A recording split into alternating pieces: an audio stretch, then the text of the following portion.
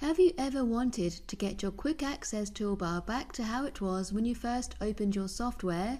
Well, the quickest way to do it would be to right-click on top of the quick access toolbar and choose Customize Quick Access Toolbar. From the bottom of the dialog box, click on Reset next to Customizations. You can choose to reset the Quick Access Toolbar only, or you can reset all customizations made to the ribbon and the Quick Access Toolbar at the same time. Click Yes on the warning if you'd like to go ahead and reset to the default settings, and then click OK. Phew, that's better. This applies to the whole Microsoft Office suite. Catch you later!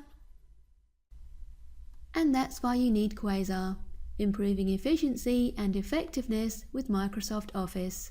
For more information, call us now on 08458 626265 or visit www.quasar.co.uk.